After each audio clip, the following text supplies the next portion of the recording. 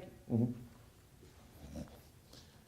I know you're probably thinking, what can a pastor tell us about, our business and all? A lot. There's a lot of things that you have to deal with when you start out in business. Lots of things. But what I discovered over the years as I've taught classes that I've developed is that most people learn the ABCs in business, which is pretty simple, the ABCs. How do you do certain things? How do you operate and how do you get into a business? How do I get things going? But what I also discovered is if most people don't have the right mindset as they get into the business, they may crash when they run into opposition, problems, trials, tribulations. So what I do is work with people as far as getting their heads together. I'm a mental performance coach. And so I want to get everybody's head together. So I'm going to mess with your head. Get into your brains, or at least try to, because I want you to be successful. This is what John is here for. That was the first thing that drew me to him when I started working with it, that he honestly wanted to help people get into houses. I was like, well, that's cool, because most people are just trying to make money. But John honestly wanted to help people be homeowners. And that's one thing that I like about him. It's bad. He was talking to me one day. I was at his house and he was saying, man, when I started getting those checks off those houses, I just felt so bad because it was so much money and I felt like I was robbing people or something. Now, no, but that's how he is. And he's a good guy. But as I always do when I start our classes, whenever I'm teaching individuals, entrepreneurs, or whatever, I like to bring up 3 stories. I want to tell you about these 3 situations that I experienced. First one was, there was a guy that John and I both know, very brilliant guy, that came up with an idea back when the AIDS epidemic was really high in the hospitals of having I'm gonna sit this down here if you don't mind. He came up with the idea of a retractable needle so that when you give it an injection, the little needle part goes back into the syringe and nobody gets stuck. He talked to some people about it and the people were all excited and all, and they said, wow, this is a really great idea. So you need to go ahead and develop it, send us all the information, and we can take it a step further. After a while, this individual got cold feet. He sat on it. And when he sat on his idea, 2 or 3 years later, someone else got it. But now he's not through, because this same individual came up with the pool alarm. He came up with this device that sits in the water and it floats up and down, and if somebody hits in the water and they're drowning, whatever, it really violently goes up and down and it sets off an alarm next to the house. Brilliant idea, and they really wanted that, but he did the same thing with that one. He sat on it. A few years later, someone else came up with it. Third story, my wife's sister was playing lotto. Now, I'm not trying to promote lotto. I'm just telling the truth out here. Of course I know nobody in here plays the lotto, right? Anyway. So she's playing the same numbers for 2 years. 2 years. Y'all already know where I'm going with this. So she decided on one Wednesday that she didn't want to play the numbers. So she said, I'll play it next time. And she happened to check the numbers and it hit. It hit. $5 million. How many of you guys could use $5 million? Yeah, you could. Yeah, you could.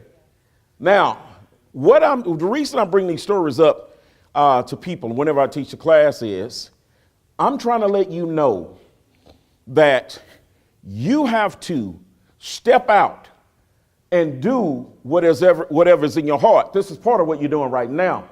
But you've got to believe in yourself. And you've got to believe in the ideas that you have, what you're trying to do. The greatest thing that I can do for you is to try to get you to believe in yourselves, because that's the biggest challenge. And everybody in here, I know something about you. You have fears. And you have challenges, things going on in your head. And some of y'all are wondering, is this thing going to really work out? Man, I'm spending this money and I'm trying to get in this business and I don't know, or do I really have the smarts? Am I going to be able to pull it off? Am I going to be able to do what I need to do to make the money necessary? And so you've got these inner challenges going on. But you've got to have the confidence and have the right attitude that you can do it. You have to change your attitude. You have to change your mindset and bring it up where it needs to be. Because every single person in here has the potential to be successful. Every single person, but it's up to you. In life, there are 4 questions that every single person really needs to deal with. Number 1, where are you coming from? Number 2, where are you going? Number 3, what type of person do you wish to become? And number 4, if you died right now, a year later, what would people say about your life? Let me tell you why these are important. Number 1, where have you come from? Mostly everybody in here has a past. And your past many times affects your current state, where you are today. You function, the reason you are who you are is because of your past, because of what you were taught by mama, by daddy, by other experiences that happened. And some of those things affects the way you are today. Some people grew up with parents maybe that laid out and got sloppy drunk, and they remember the embarrassment that they had. When their friends came over and they saw it, other individuals were molested, and they know how they felt that they were responsible for it, even though that they had nothing to do with it. And yet people carry this pain inside of them. So what happens is, how it affects you in business is that sometimes when you launch out and get involved in a new business, your attitude is, I don't know if I want to go too far with this thing because I'm afraid that if I mess up, I'll experience that embarrassment that I felt before. I've had classes write me and tell me there are 5 fears. And in those 5 fears, much of what I'm saying, this is what they're saying. Fear that they're going to lose it all. Fear that they're wasting their time financially. Fear that they won't catch on. They're just not going to be able to catch on to what's going on. Fear that they just don't have what it takes to make it. But you guys do. But you're going to have to tough it out, and you're going to have to keep going. So we see that you have to know where you're coming from, because everybody has a past. Some people had a good past. Some people had parents that encouraged them, but unfortunately, see, I wasn't one of the ones. I had a father that for a long time, I thought my name was Boy. Hey, every time he talked to me, Boy. Boy, what's your name? Boy. My name is Boy. Because that's how he dealt with me. His way of complimenting you and encouraging you or letting you know you did a good job was for him not to say anything. And I know some of you guys in here have experienced that. You might have grown up with parents just like that. When they were quiet, everything was cool. You were supposed to understand that meant that they were happy with you. But then when they were hollering and screaming at you, obviously you knew you were in bad standings with them. So that's not the best way to do people. But most people that I know carry these scars, as high as 97%. And the scars that you carry affect your productivity.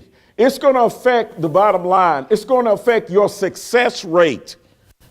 It will show up in what you're doing, whether you know it or not, whether you want to accept that or not. Those ghosts of the past always come back up and they haunt you. I know. And you doubt yourself and you hear those voices, and every single person in here hears voices. You have the conversation. Every single person that ever has quit and given up had a conversation first. And that conversation took place in that head. And they heard that voice that said that you're not going to make it. And what you're doing, you're wasting your time. And you are a fool for what you're doing. And everybody's going to laugh at you. And then when you hear that conversation, you try to fight back and say, well, no, I'm not a fool. I'm really sincere, and I know I really deserve this. And then your voice says, no, you don't. So your past affects you. And we have to learn to deal with our past. The other thing is, where are you going? You have to know where you're going in life. Do you realize how many people that I run across, I ask them, what are you going to do in life? I don't know. What would you like to do in life? I don't know. I start telling people now, write out, get your sheet of paper, label it 1 through 100. Write out every single thing you would like to accomplish and do and buy. See how easy that is. Guess what? I promise you, I bet you guys couldn't fill it up. You'd go so far and say, well, I guess I don't know. The reason I have people do that is because it helps get you to think. You got to think about what you want out of life, and you have to know where you're headed. If you don't know where you're headed, how can you get there? See, that's what us guys do. You know, we just drive, and when we get lost, we just keep driving, and we just hope that it'll work out. Well, it don't always work like that. I know women are good at telling you, well, honey, why don't you stop and ask directions? Girl, I got this. I know where I'm going. And that's just kind of how we are. But you can't do your life like that.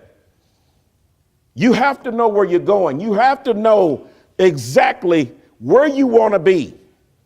And you have to set out your goals. How many of you have really set out goals? Written down your goals? Good. Some hands came up, some didn't. The ones that didn't, I'd advise you to start working out and writing out your goals. You need to put them up before you so that you can stay focused on those. And the third thing is, let me say this also, the question you need to know is, what type of person do you wish to become? What do you want to be? Who do you want to be? What type of character do you want to have? You want to be stronger, have more confidence. Do you want to be the person that is a mover and a shaker? Or do you want to be a person that just simply gets by? I think most people don't want to be a person that just simply gets by. I know you want to do more. Am I right? Okay. I mean, you guys sitting here, come on. You want more in life, right? Okay. But you have to think about what type of person you would like to become. And fourth, if you died right now, what would they say about you? Right now, your current life, right this moment, what would they say? Well, they were a pretty good provider, but boy, that guy was well, she was okay, but she really wasn't much of a mama, though. What do you want them to say?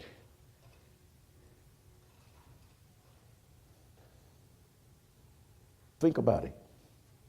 Because if you don't like the way your life has looked so far, it's up to you to change it. And you have the ability to change. I have looked in the faces of enough people and listened to them talk to me, and they tell me, I can't change. This is the way it is. I'm just struggling. Listen, I had a brother-in-law when he was 18 years old, started running drugs. I told him the story that I found out that he had started running drugs. He didn't know what it was. He said, well, he suspected what it was. I mean, come on. And he was going from Dallas, flying to LA, dropping off a bag. Eventually, he was caught. And he did Club Fed time. So while he's in Club Fed, he did his thing. He came back out. He went to a halfway house. And when he came out to a halfway house, they had him sweeping the grounds. All of a sudden, he got a brilliant idea. That idea was, I'll drive trucks. So he went to school and he educated himself on how to drive trucks. And he got into the trucking business. And a year or two later, he was able to purchase his own truck. And then from there, he purchased a second truck. And at current date, he has about 14 trucks working for him. He's successful. This is why, listen to me, I don't want to hear excuses as to why you can't be successful. Because if an individual like that is able to be successful, so can you. You can do it. There's no excuse for it other than we choose not to be successful. Every single person in here has to own up to their own life. Ain't no more of this talking about, well, it's his fault and I grew up and my parents didn't do this or I had a disadvantage and all. No, it's time to own up to yourself. Own up to whatever happens in your life. And when you begin to do that, you will begin to move forward in life and be successful. You need this as you go forth in your business. Because if you don't have the right mindset, you will cave. Now, let me give you 5 quick pointers to enhance your life. Number 1, you have to believe in yourself. You have to believe in the potential that every single person has. Why do I say that?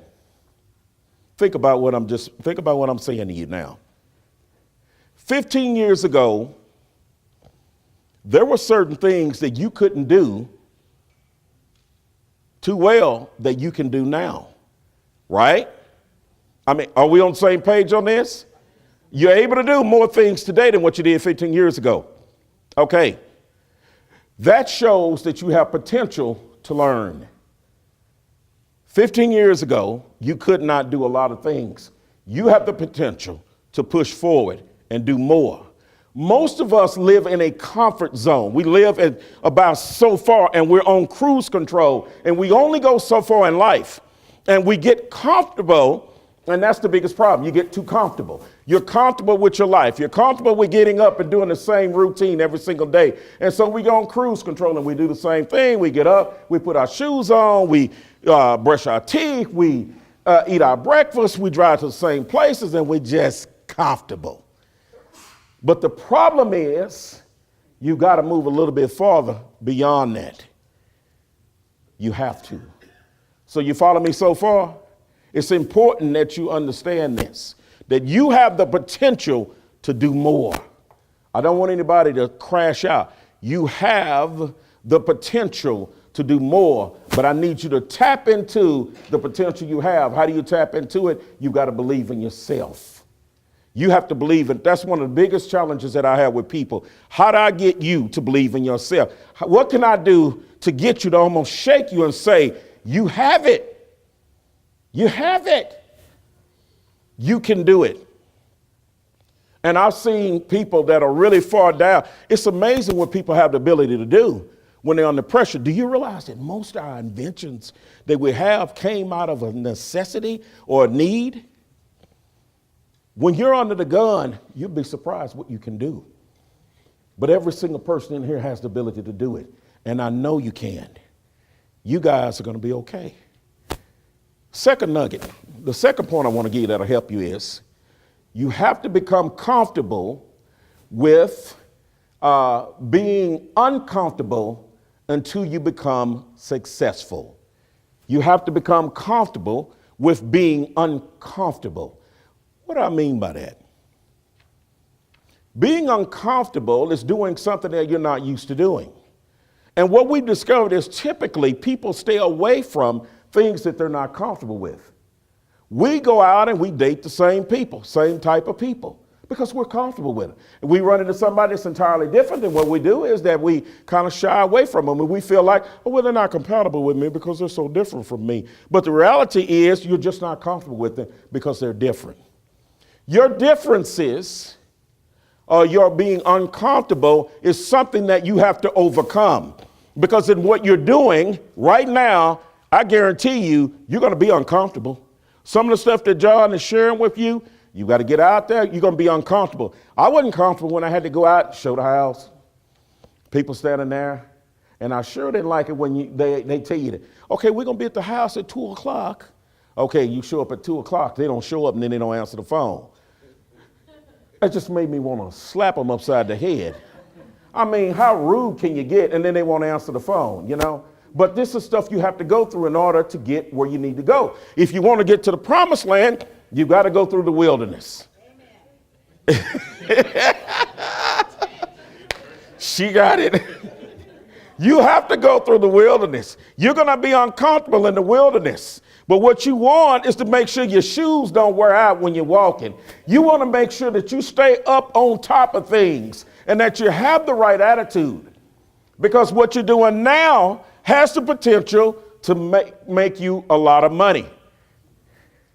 I mean, I don't think y'all in here to give away money, because if you are, I got a bank account. I mean, if you just want to give away money, seriously, I have something.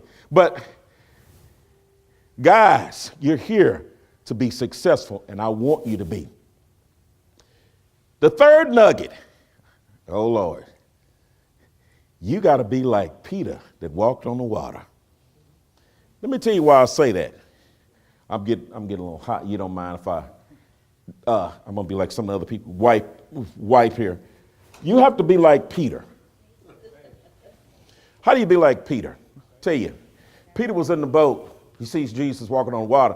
Whether you believe that or not, I mean, that's up to you, but I'm sticking with it.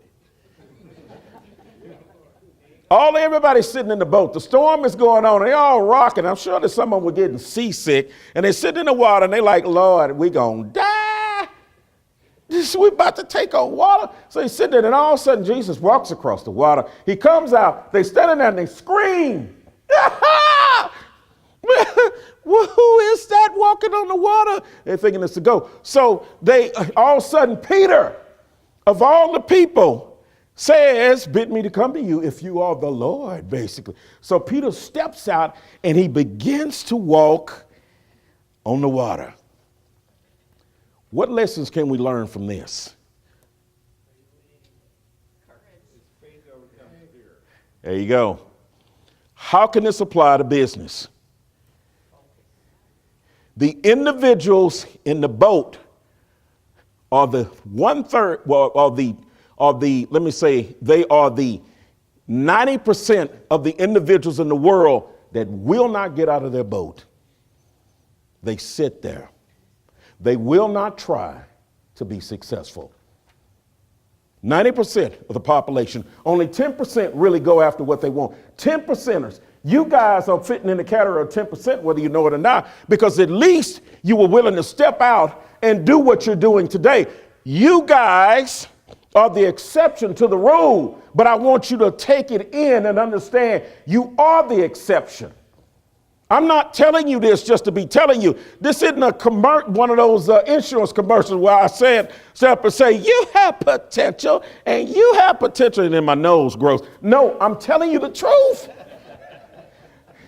Come on, guys. You have the potential to do it, but you got to get out of the boat, and that's what you're beginning to do.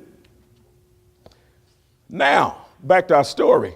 Not only did he sit in the boat, at least Peter got up on the water, but the thing about Peter, when he got out and started walking on the water, he began to look around at the waves. How does this apply to you? When the storm gets high, when things don't come in and seem to be going right, when a few months pass and seem like the houses aren't moving fast enough, that's when you'll begin to sink. You got to refocus on why you got into this in the first place. You've got to keep your eyes locked on where you're headed. You cannot sit and look at your problem. Listen, the human mind only has the ability to focus on one thing at a time. And most people focus on paying bills, trying to survive. Most people are in survival mode. Most people are feeling pressured to be successful. As long as your mind is fixated and you're locked into survival mode, you can't allow yourself to be in the creative mode that you need to be to create what you need. You've got to learn to step out of the survival mode. Change the way you do things. You got to, and see, Peter, that's what he did when he sunk. The Lord got him and saved him. Pull him on up. But they both walked back to the boat. I think a lot of preachers don't tell that story enough about how they both walked back to the boat. But there are lessons to be learned from that. I'm going to read something to you that I think would benefit you. Some of you might have heard it, but I want you to tack it up, coming from one of the smartest men in the world, if I can read it because I don't have my glasses on.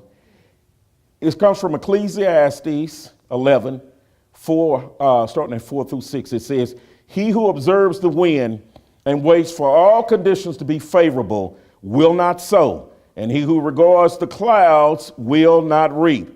As you know not what is the way of the wind, or how the Spirit comes to the bones in the womb of a pregnant woman, even so you know not the work of God who does all.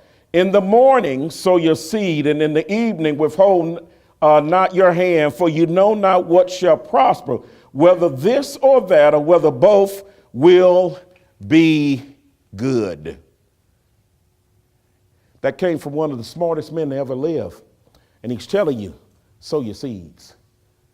How many people do you realize that? How many people do I run across on a regular basis that are always waiting?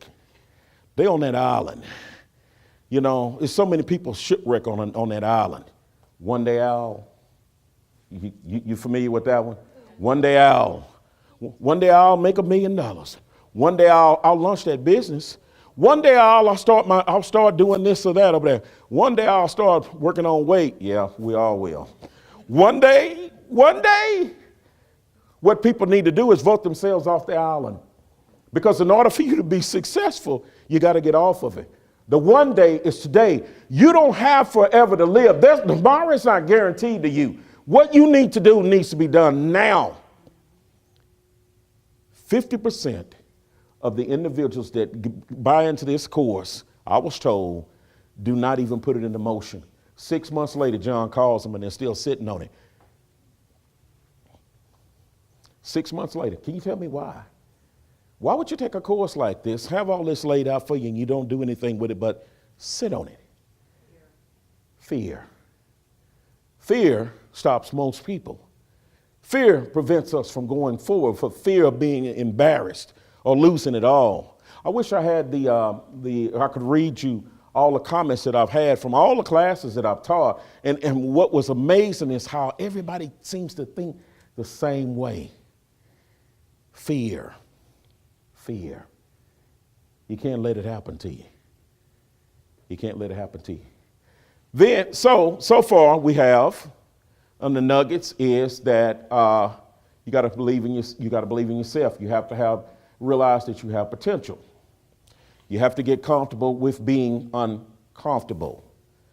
You have to be a little bit like Peter. And let's see what. And the fourth one is accept the fact your past is your past, and your future has not been written yet. Your past is your past, and your future's not been written yet. Anybody that comes to you and tries to remind you of your past and try to tell you, girl, you know, you tried all them other businesses and that mess didn't work. What's going to make it different this time? You wasting your time. Oh, she a fool. Oh, he's a fool. He's just wasting our time. He ain't going to do nothing. You need to tune them out. Some of you guys in here need to clean house with some of your friends, because some people around you are not your friend. Did you hear me? Some people in your life are not your friends, and you need to get away from them. You don't need negative people. Now, wait a minute. Now, I'm not telling you go home and divorce your husband or your wife. Don't let it be said that I said that. I didn't say that. I didn't say that. But what I am saying, you just have to work with them. But what I am saying, the other people, you don't need in your life. I don't need people hanging around me telling me constantly how my ideas won't work. You wasting your time, man. That ain't gonna work. Okay, well, fine. Maybe it won't work for you, but it'll work for me. You got a clean house. You gotta move on in life, and you have to let go of past criticisms, past failures. We've all failed. When I had to first ride my bike, I'll never forget my stepdad. Lord rest his soul. My stepdad, his way of training you was always, you know, that brute way. Yeah. Here, get on the bike, son. I'm going to show you how to ride now. I'm going to push you and you pedal. Oh,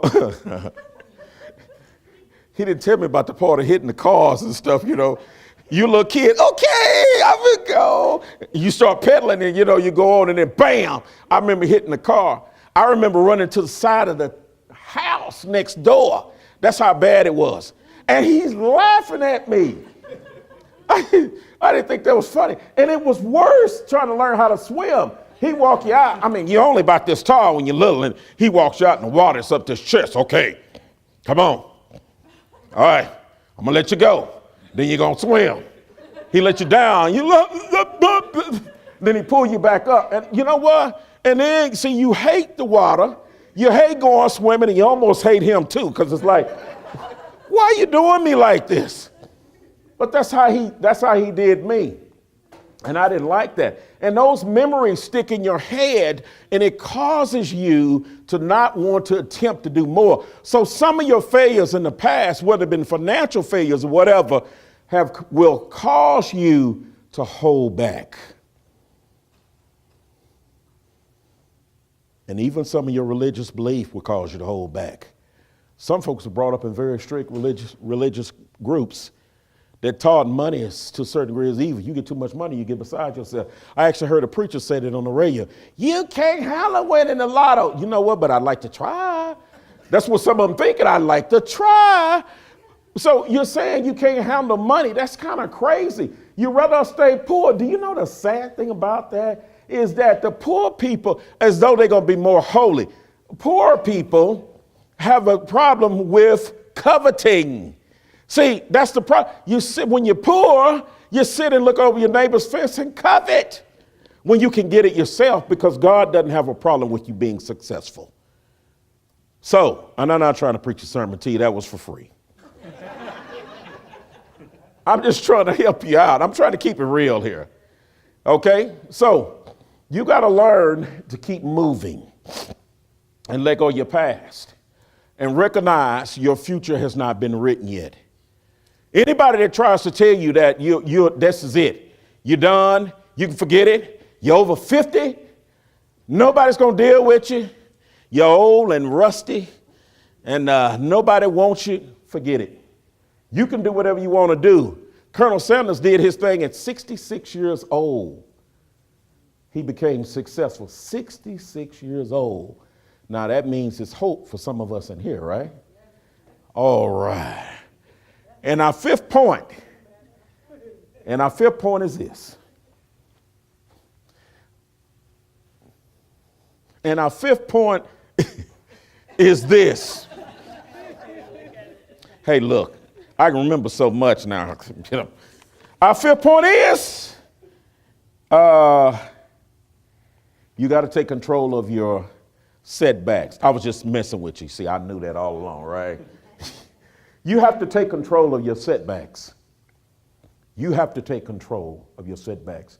You are going to have setbacks. Guess what? Murphy is going to come to your house. He's going to rush in. Who is it? Murphy. You open the door, he's got his baggage. There he is. Everything you put your hand to seems to turn to dust. You're trying to figure out what in the world. What did I do wrong? What did I do? God, did you curse me? Well, everything is going bad. I'm wasting my time. Then your mind starts trying to think about everything that you didn't do. Or did I give some money to church? Was I nice enough to the other people? I guess not. Maybe that's what happened. No, it's just life. And to be successful is a struggle. But you must manage setbacks. Number one rule I tell people to do is this. Adopt the 24-hour rule. For 24 hours, cry, whine, scream, call Shanae and anybody else, Shaquiqua, and anybody else that you know. Call Big Mama and all and tell them about how bad it was. Tell them about how your things have gone horribly wrong and get it out of your system. But after 24 hours, I need you to get back up and get back into the fight, because time is ticking and you don't have time to lose more time looking in the past. Whatever's in the past is in the past. Whatever victories you have, they're in the past. Whatever failures have, they're in the past. The only thing you have now is the present. And what are you going to do with it?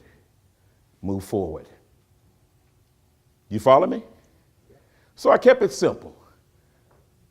I kept this on a level that I think everybody can relate to, because we all have chewed some of this dirt together. But I want you in this class to be successful, every single person to be successful, and you're going to do it because I know that you have it in you to do. Now, John has his mentor program, and it's a good program. For some of you, if you just don't have, you still feel a little bit, have problems with launching out to do this. The last class I was in, I talked to, they did. A lot of them did. They were afraid. They really were. So if you're afraid, John is here for you. And just remember that. He has programs that his program is going to help you. And he will answer the phone for you. He'll be there for you. So just remember that. And with that, I want you to repeat something after me as I get ready to exit out of here. I want you to repeat this after me. I am the head. Oh, come on now. Y'all holler louder than that when you're out in the street. I am the head, and not the tail. I'm above and not beneath. I am the next success story. And nothing can stop me from my victory.